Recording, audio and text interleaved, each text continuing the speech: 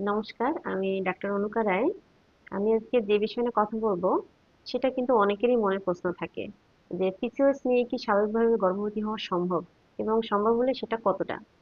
আমি প্রথমেই যেটা বলতে চাই সেটা হলো পিসিওএস চিকিৎসা শুরু করার আগেই কিন্তু আমাদের জীবনযাত্রার মানটা পরিবর্তন করতে হবে, মানে উন্নত জীবনযাত্রা মেনটেন করতে হবে। এরপরে আসা যাক একজন ভালো ফার্টিলিটি ডক্টরের আন্ডারে থেকে চিকিৎসা এবং জীবনযাত্রার মান পরিবর্তন করলে 70 থেকে 80% ক্ষেত্রে কিন্তু গর্ভবতী হওয়া সম্ভব। এদের মধ্যে অনেকেই দেখা যায় যে কোনো ওভুলেশন ইন্ডাকশন ছাড়াই কিন্তু গর্ভবতী হয়েছেন, শুধুমাত্র ওজন নিয়ন্ত্রণ করে এবং হরমোন ব্যালেন্স করে। পিসিওএস এর ক্ষেত্রে স্বাভাবিকভাবে গর্ভবতী হওয়া সম্ভব হলেও কিছু কিছু ফ্যাক্টর আছে, ইতিবাচক ফ্যাক্টর, যেগুলোর সম্ভাবনাকে আরো বাড়িয়ে দেয়।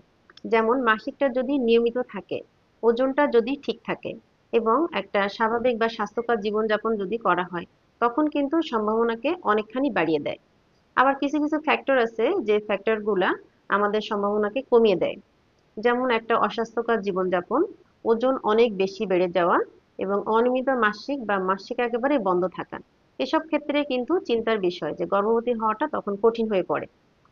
অনেক নারী দেখা যায় পিসিওএস থাকা সত্ত্বেও দীর্ঘদিন যাবৎ মাসিক অনিয়মিত হলেও বা একেবারে বন্ধ থাকলেও তারা কিন্তু একজন ভালো ফার্টিলিটি ডক্টরের কনসালটেশনে এসে গর্ভধারণ করতে সক্ষম হয়।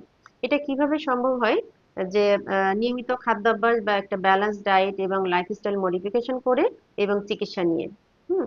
তাহলে আমাদের কিন্তু এটা পথ চলাটা দীর্ঘ হতে পারে, কিন্তু এর ফলাফল সুন্দর হতে পারে। সবাই ভালো থাকবেন, সুস্থ থাকবেন। ধন্যবাদ সবাইকে।